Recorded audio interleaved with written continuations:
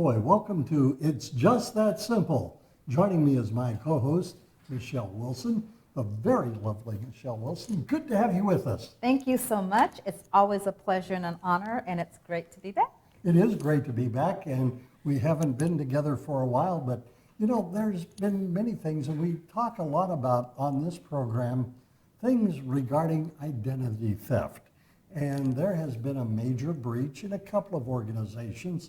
The company known as Sonic, that is a hamburger stand for all intents and purposes, food service, but more importantly, Equifax.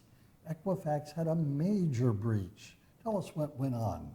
Wow, yeah, a major breach. You're absolutely right, and thank you.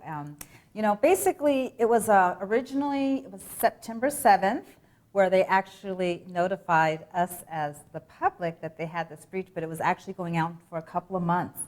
And the one thing about the breach, what was really interesting, it was just like they had a security patch issue. So like us, we have our computers and we get those updates and it's like, hey, update. Well, they had this update and whatever happened, it didn't get done. And so they lost, the first report was 14 million Americans' information was lost. And now I heard that it's probably 145, but it's like 40% of the population, right? Wow. And what's really amazing about that, the information that was lost is people's social security number, their date of birth, their address, credit card information, all that personal identifying information. And we've been talking about identity theft for a couple of years now, and it's just been getting worse. And this is, like I said, it's been one of the hugest breach ever. It is a major breach. Now, Equifax has, announced that, but you brought up something that I'd like to see addressed a little bit, is that there was this gap between when it occurred and when the public was notified. Why did Equifax wait that long to say something?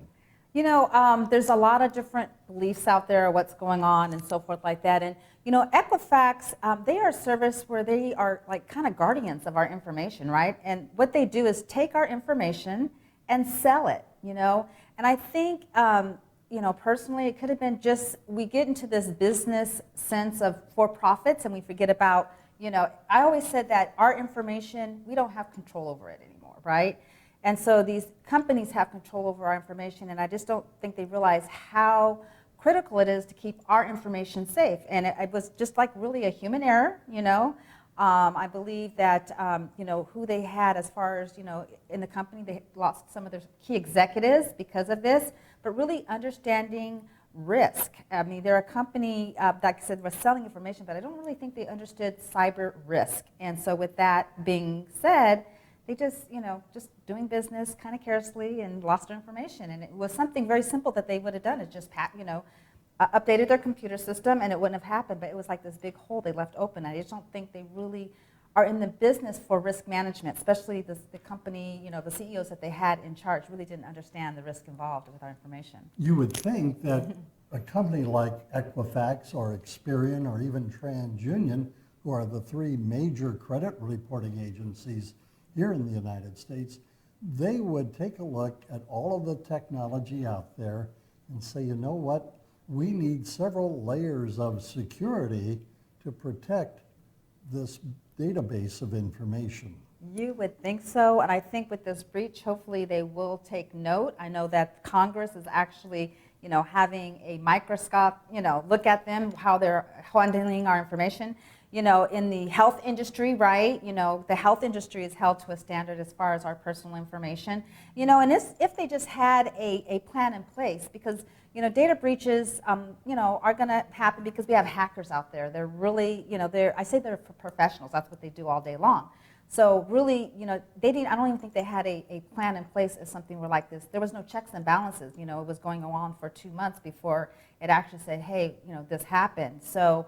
And I actually think it was happening way before those 2 months. But I think it's just it got to the point where there was so much information that got, leaked out there that they had to report it to us as consumers. So with that information being leaked out, what are some of the ramifications for people like you and me and others that are on that database? And quite frankly, everybody in the United States in some form or fashion, alive or deceased, their information is on that database. It is, and you can actually go, there's a website that you can go to, I don't know it offhand, but even to check to see if your name was part of the database, and you can actually put in your name and your last 6 social just to even see if you were part of the database breach.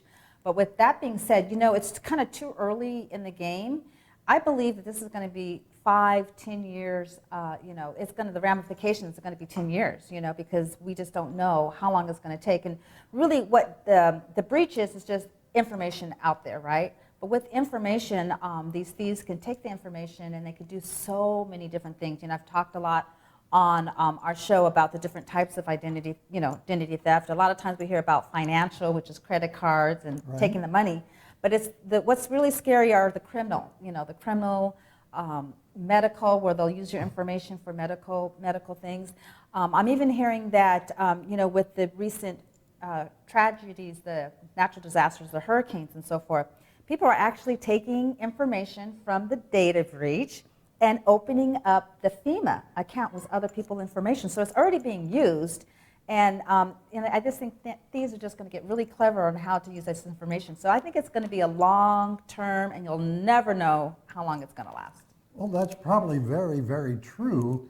So what can people do right now to make sure that their information is protected and they have safeguards in place to prevent any damage to their credit, to their lives, and all of this? I really believe education is one of the first things that they really need to do, because what happened was when the Equifax happened, people were going out there getting identity theft protection, which is really one of the key factors that they need to do. But however, there's different product lines out there and so forth like that, and not really understanding how identity theft manifests. You really got to understand that to get the best product, right?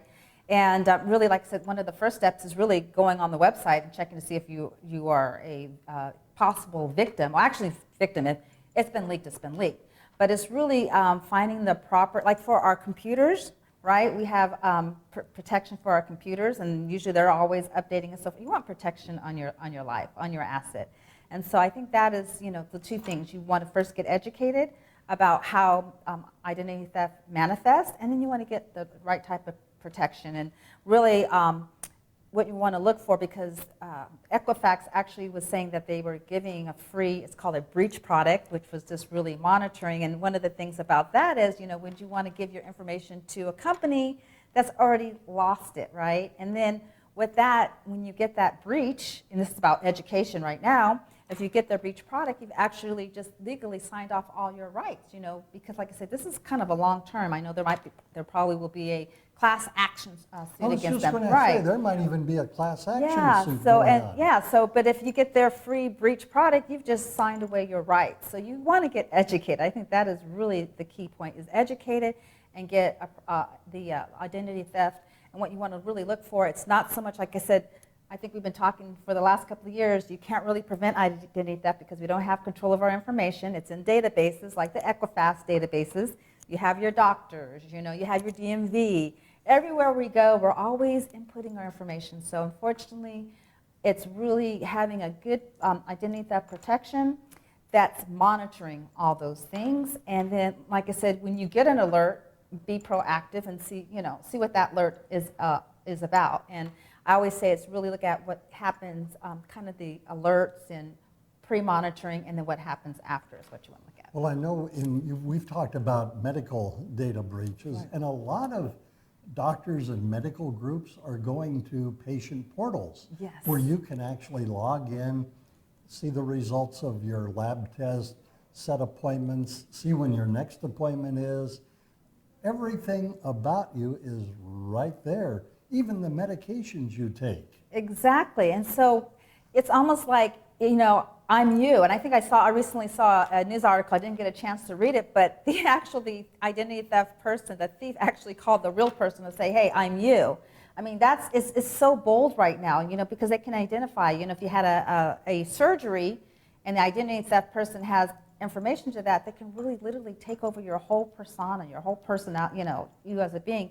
And how do you, if, how can I say, when they have all your information, how can you prove that that's not you, right? So that it's really scary out there.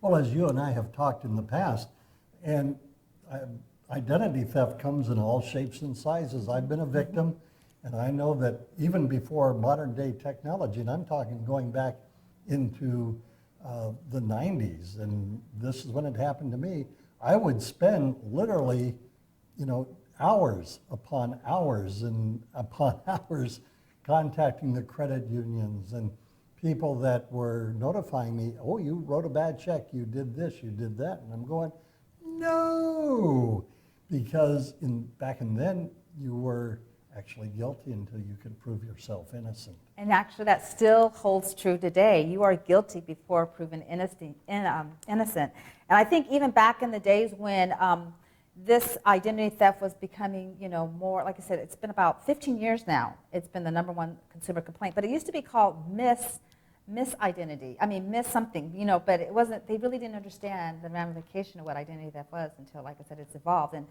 I don't think it's going away. I think this Equifax breach really brought it to the forefront that it's only getting worse, it's not getting better. And the information could go out. People don't understand. There is the web and the dark web. The dark web, exactly. And that's where all your information is actually going to, is the dark web, and people are selling. And it's not about like I said, going into your bank account. It's your information that that's more valuable because they could take your information and open up accounts and be you. Like I said, the FEMA, in that incident, that person had all that person's personal information, so they were able to go to the government and get a loan from the government because they had all your personal information. And the likelihood of the person that's impersonating you, when they get those funds, whatever funds, let's say it's $1,000, they'll spend it, and they'll never repay it back. Yeah. And guess who gets stuck with it? But the real person. And it's almost they're victimized twice, especially if they were involved, in the... When they could really legitimately use the use funds. it, right. And they're saying, oh, you already have the funds, you've been accessed, and you never did. So it's really tragic, how, identity thefts are taking over people's lives. Yeah. If people wanted to put some safeguards into place, how would they go about doing that? Well, one thing that they can do is put an alert, and that doesn't cost them anything. You can actually go, I would suggest either TransUnion or the other Experian, right? And when you do one, it goes to the other, right? And that's like 90 days, and it's just an alert. So basically, if someone tries to open up an account, a lender, whoever that may be, they have to call either you or, they have to verify who that person is. So that would probably be the one thing. You can also put a freeze on it. That's another way to do it. So that's just your credit report.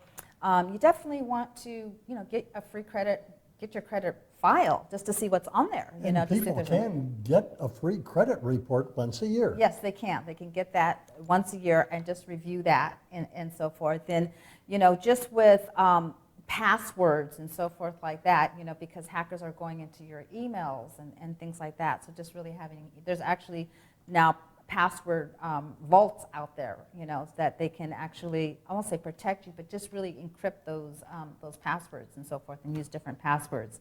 And so those are some of the things that you have to be, I think it's being an awareness, that you just really want to make sure, just being able to check your information to see if it's being used anywhere. Well, I know one of the tips that I have taken away from our conversations over the last couple of years, change your passwords, change them periodically. And what I have found in doing that, there is a system, like I'll give an example with my bank. They want to have you answer certain questions, security questions, 3 or 4 security questions. If you provide the right answer, then it's taken to the next level. Right. But constantly change those passwords and keep those passwords in a place where nobody can access it but you, and then change them out periodically. So it makes it even a little bit more difficult, not impossible, but more difficult for a perpetrator to get that information. Absolutely. And like I said, one of the things is, as you know, when you get on the internet, you can actually go in and do background checks on people and so forth. So imagine if someone can go in and do a background check and get your information. So So a person probably can go online and get your information and use that personally. So if someone else is monitoring you, you want to monitor yourself, you know. So, I mean, your court records, you know, your DMV records, all those things is, you know, you want to be just more alert of those records that, you know, who has access to them and see what's on them. You know, you can go down to DMV and see if there's anything on your DMV record, you know. Court proceedings and court records, you know, there's so much that we wouldn't do normally on a regular basis, but I think just being more aware that those are the type of things. I think we're going to be seeing that. We're going to have to really be diligent about our own not diligent about giving out information. It's already out there, but we're going to have to check on things just to make sure that there's nothing on our records. And I think people need to be aware of this. Excuse me. People need to be aware that with court records especially, it's a public record. It is. And so people can go in regardless of the state, the county that they live in, and they can look up court records of you, me, somebody else, and even themselves. Right. I had a recent story where a lady, she was actually a physical therapist, and it was her own business. And physical therapists have a license that they have to renew on a regular basis. But when she went to go renew her license, it said that it was actually she was revoked because it said that she had a felony on her record. And it took her 9 months and then she was asking the agency, well, what do I do? And they're like, we don't know. So it took her 9 months to try, and that was 9 months without income because she had to try to, you know, figure out. That's why I said you really want a professional to be able to assist you and help you with that.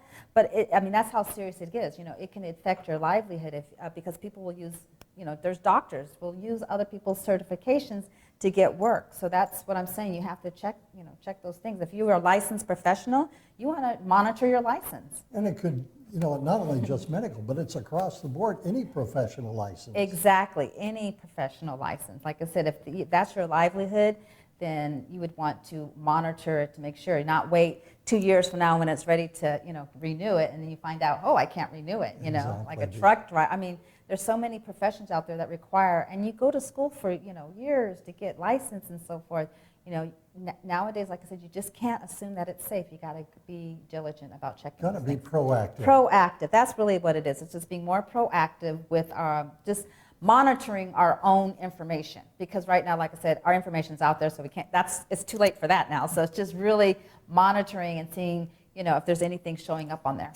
Now I know that you're in a position where you can help people get to that point where they can help monitor themselves and work with others in providing that level of protection. And I would be remiss if I didn't give you an opportunity to give out, you know, contact information, because if people wanted to become better educated about identity theft and its ramifications and what's in it for them, what they need to avoid, and how to get all of these safeguards in place, they need somebody like yourself that can direct them to organizations, maybe a company or two that can do this for them.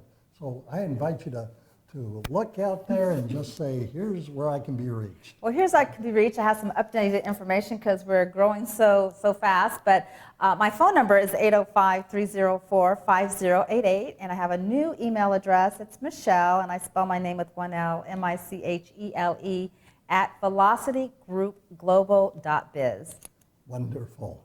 Michele, as always, it's a delight to visit with you. I hope that we will wait near as long to do another one of these. We will definitely, we need to, you know, get back and do this on a regular basis. I have so much fun, and I miss you.